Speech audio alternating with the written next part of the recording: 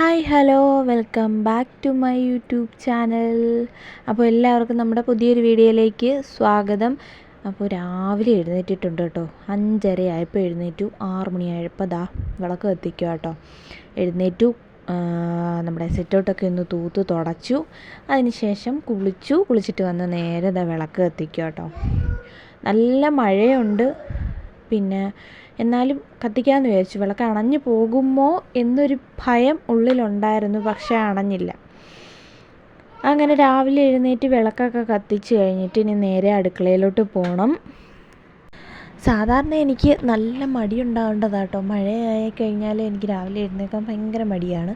പക്ഷേ ഇപ്പോൾ രാവിലെ എഴുന്നേറ്റ് കഴിഞ്ഞാൽ നേരത്തെ പണിയൊക്കെ തീർക്കാം. പിന്നെ ഇന്ന് രാവിലെ എഴുന്നേൽക്കണം, കാരണം ചേട്ടായിക്ക് ഇന്ന് ചോറ് കൊടുത്തു വിടണമെന്ന് പറഞ്ഞു. അപ്പം ദൂരെ വർക്കിന് പോകുന്നത് കൊണ്ട് ചോറ് കൊടുത്തു വിടാൻ പറഞ്ഞു. അപ്പം ഞാൻ രാവിലെ എഴുന്നേറ്റു, വിളക്കം കത്തിച്ചു. ഇനി കുറിയൊക്കെ ഇട്ടിട്ട് നമുക്ക് നേരെ അടുക്കളയിലോട്ട് കയറാം.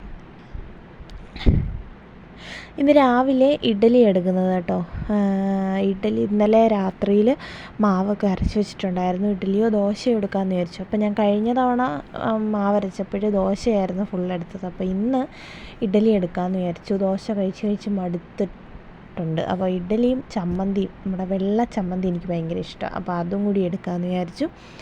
അങ്ങനെ നമ്മുടെ അടുക്കളയുടെ ജനലൊക്കെ ഒന്ന് തുറന്നിടുക കേട്ടോ.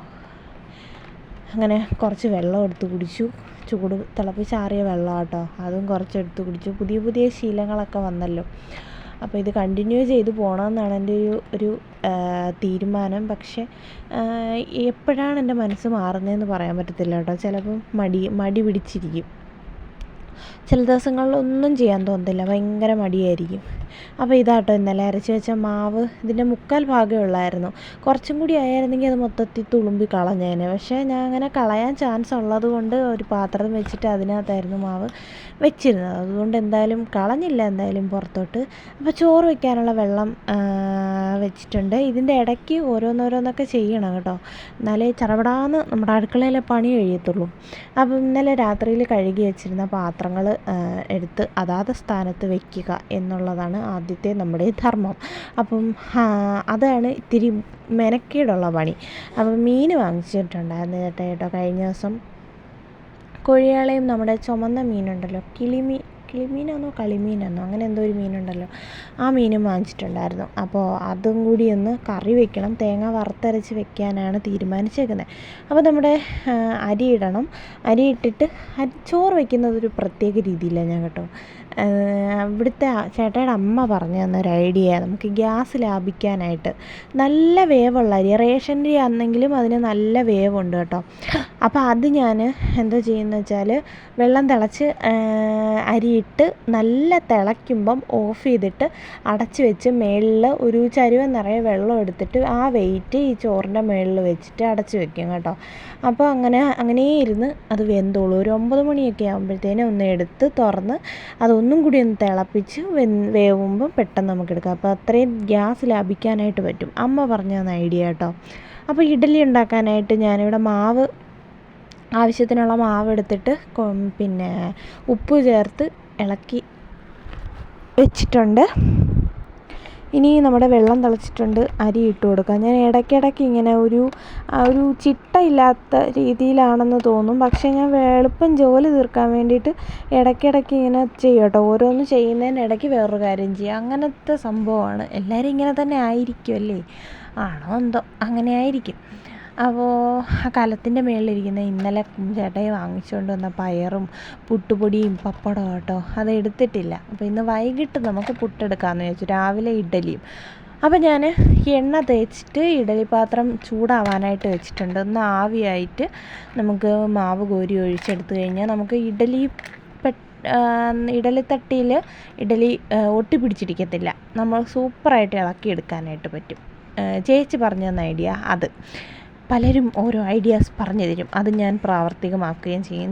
ഇതാണ് ഞാൻ പറഞ്ഞത്. ചോറ് മാറ്റി വെച്ചിട്ടുണ്ട്, അതിൻ്റെ മുകളിൽ വെയിറ്റ് എടുത്ത് വെച്ചിട്ടുണ്ട്. ഇനിയാണ് ഞാൻ ചായ ഇടാനായിട്ട് പോകുന്നത്. ചായ ഇട്ട് കുടിച്ചില്ല രാവിലെ. അപ്പോൾ ഇനി ചായ പിന്നെ അവിടെ ഇരുന്ന് തിളക്കട്ടെ. അപ്പോഴത്തേനും നമുക്ക് ഇഡ്ഡലി മാവ് ഒഴിച്ച് വയ്ക്കാം. അപ്പോൾ അതും അവിടെ ഇരുന്ന് വെന്തോളുമല്ലോ. അപ്പോൾ രാവിലത്തെ കാപ്പിയുടെ കാര്യം പിന്നെ ചമ്മന്തിയും കൂടി അരച്ചാൽ മതി. ചമ്മന്തി പെട്ടെന്നാവുമല്ലോ. അതുകൊണ്ട് ഞാൻ ഇഡലി മാവ് കോരി ഒഴിക്കുന്നുണ്ട്. ഇതാകുമ്പോൾ എളുപ്പമാണ് കേട്ടോ.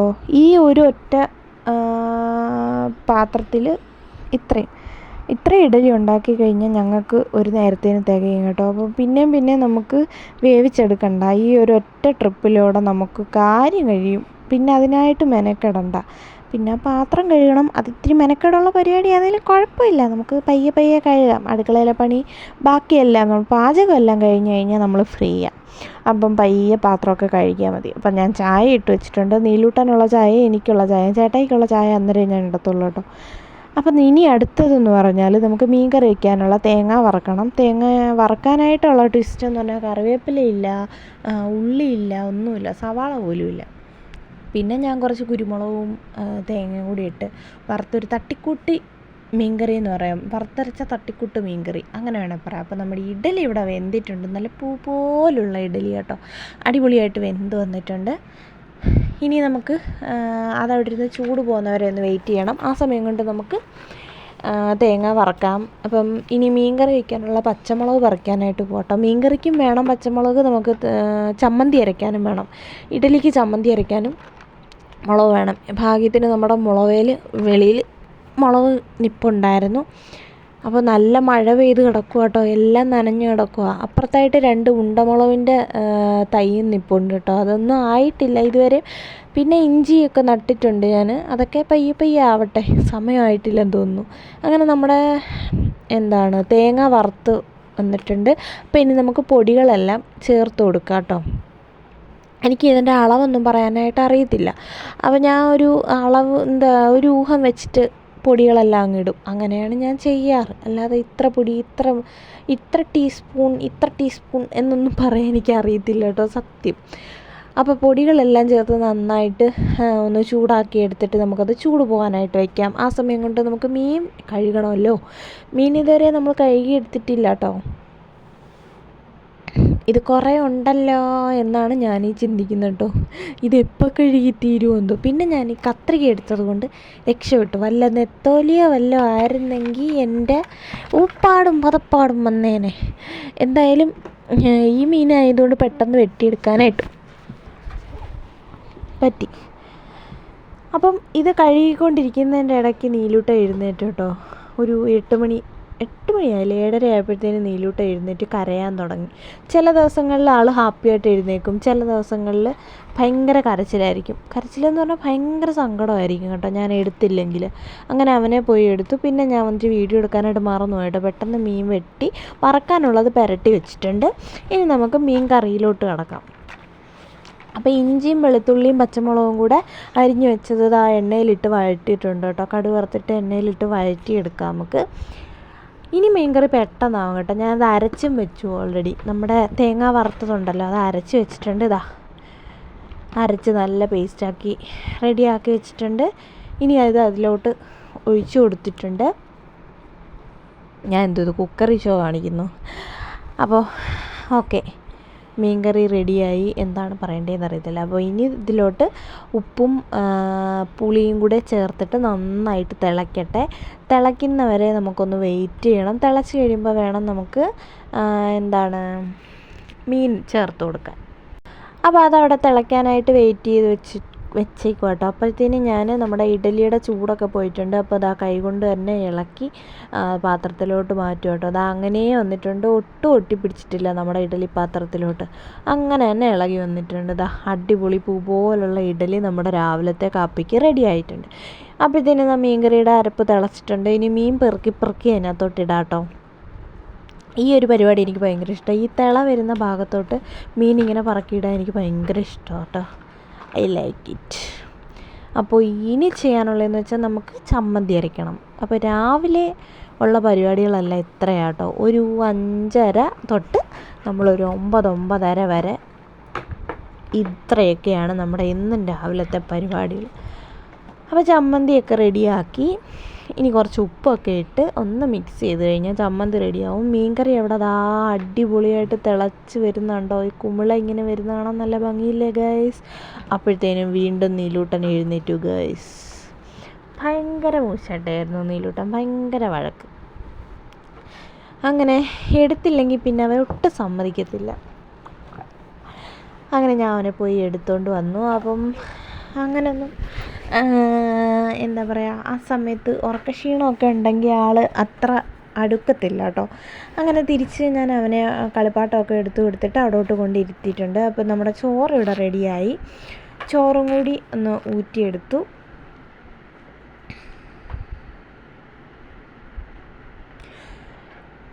ഈ ചോറിനി ചെറുതായിട്ടൊന്ന് നമ്മൾ പറയത്തില്ലേ പൊരിച്ചിറക്കുക, അങ്ങനെ പറയത്തില്ലേ, തീയിൽ വെച്ചിട്ടൊന്ന് കരിമുരാന്ന് സൗണ്ട് കേൾക്കുമ്പോൾ താഴെ എടുത്ത് വെക്കുക. അത് വെള്ളം ഒന്ന് ഊറാൻ വേണ്ടിയിട്ടാണെന്നാണ് എൻ്റെ ഒരു വിശ്വാസം. പിന്നെ വീട്ടിൽ അമ്മയൊക്കെ ചെയ്യുന്നത് കണ്ടതുകൊണ്ട് അത് പിന്നെ നമ്മൾ ശീലമാക്കി. അപ്പോൾ നമ്മുടെ മീൻ കറി റെഡിയായി. പിന്നെ ഇനി നമുക്ക് ലാസ്റ്റ് ആൻഡ് ഫൈനൽ മീനും കൂടി വറക്കണം കേട്ടോ. മീൻ വറുക്കാനായിട്ട് ഇട്ടിട്ട് ഞാൻ പോയി ഇല വെട്ടാനായിട്ട് പോകട്ടോ. നമ്മുടെ വീടിൻ്റെ ബാക്ക് സൈഡാട്ടോ, കണ്ടിട്ടൊന്നും തോന്നരുത്, കാടൊന്നുമല്ല, ഫുള്ള് പോച്ച കയറി കിടക്കും. അത് ഒന്ന് ഓണത്തിന് മുമ്പൊന്ന് വൃത്തിയാക്കി ഇടണമെന്ന് വിചാരിച്ചിട്ട് നടക്കുന്നില്ല. ഓരോരോ തിരക്കുകൾ കാരണം, പിന്നെ ഓരോ വയ്യാഴിക കാരണമൊക്കെ വൃത്തിയാക്കൽ നടക്കുന്നില്ല. കുറേശ്ശെ ഓരോ ദിവസം ചെയ്യണം എന്ന് കരുതും, പക്ഷെ നടക്കുന്നില്ല ഗൈസ്. എന്തായാലും ഓണത്തിന് മുമ്പ് ഞാൻ തീരുമാനിച്ചു കഴിഞ്ഞു, ഓണത്തിന് മുമ്പ് എന്തായാലും അവിടെ എല്ലാം ഒന്ന് വൃത്തിയാക്കണമെന്ന്. അപ്പോൾ ഇല വെട്ടിക്കൊണ്ട് വന്നതിന് ശേഷം എന്താ ഇല വാട്ടിയെടുക്കും കേട്ടോ. വാട്ടിയെടുത്തില്ലെങ്കിൽ എന്താണ് സംഭവിക്കുകയെന്ന് ഞാൻ പറയേണ്ട ആവശ്യമില്ലല്ലോ, എല്ലാവർക്കും അറിയാം. ഇല നമ്മൾ പൊതിയുന്ന സമയത്ത് പൊട്ടിപ്പോവും അല്ലേ. അപ്പോൾ അതുകൊണ്ട് തീയിൽ ഗ്യാസ് ഓൺ ചെയ്തിട്ട് ഒന്ന് വാട്ടിയെടുക്കും കേട്ടോ. നന്നായിട്ടൊന്ന് വാട്ടിയെടുത്ത് കഴിഞ്ഞിട്ട് ഇനി നമുക്ക് ചോറ് പിന്നെ പൊതി കെട്ടാം. അപ്പോൾ മീൻ അവിടെ വറുത്തുകൊണ്ടിരിക്കുക കേട്ടോ. അതും റെഡിയായിട്ട് പൊതി കെട്ടാനായിട്ട് പോവാം. അപ്പോൾ ചോറ് വിളമ്പാം. ഇന്നൊരുപാട് കറികളൊന്നുമില്ല കേട്ടോ. ചമ്മന്തിയോ തോരനോ മെഴുക്കോ ഒന്നുമില്ല കേട്ടോ. നമ്മുടെ മീൻ വറുത്തതും മീൻ കറിയും മാത്രമേ ഉള്ളൂ. അപ്പോൾ മീൻ വറുത്തത് ഞാൻ ഈ ചോറിൻ്റെ കൂടെ തന്നെ പൊതിയും, ഇലയിൽ വെച്ച് പൊതിയും. മീൻ കറി പാത്രത്തിലായിട്ട് കൊടുത്തു വിടാം എന്നാണ് വിചാരിച്ചിരിക്കുന്നത്. അപ്പോൾ നമ്മുടെ രാവിലത്തെ ഈ ഒരു മോർണിംഗ് റൊട്ടീൻ എന്ന് പറയുന്നത് ഇത്രയൊക്കെ സംഭവങ്ങളേ ഉള്ളൂ കേട്ടോ. എന്നും ഇതുപോലൊക്കെ തന്നെയായിരിക്കും. ഇനിയിപ്പോൾ നാളെ ഇത്രയും ജോലി കാണത്തില്ല, കാരണം മീൻ കറി ഉള്ളതുകൊണ്ട് മീൻ വറുത്താൽ മാത്രം മതിയായിരിക്കും. കറിയൊന്നും വെക്കേണ്ട ആവശ്യമില്ല. പിന്നെ തോരനോ എന്തെങ്കിലുമൊക്കെ വെക്കണമെങ്കിൽ വെച്ചാൽ മതി. അപ്പോൾ നമ്മുടെ പൊതി ഇവിടെ റെഡി ആയിട്ടുണ്ട്. ഇനി അത് പൊതിഞ്ഞ് എടുത്താൽ മതി. അപ്പോൾ നമ്മുടെ വീഡിയോ ഒക്കെ ഇഷ്ടപ്പെടുകയാണെങ്കിൽ ലൈക്ക് ചെയ്യുക, ഷെയർ ചെയ്യുക, സബ്സ്ക്രൈബ് ചെയ്യുക, സപ്പോർട്ട് ചെയ്യുക കേട്ടോ. കമൻസൊക്കെ അറിയിക്കുക. അപ്പോൾ നമ്മുടെ പൊതി റെഡിയായി, പൊതിച്ചോറ് ഇവിടെ റെഡിയായി. അടുത്തൊരു വീഡിയോയിൽ വീണ്ടും കാണാം. Bye bye.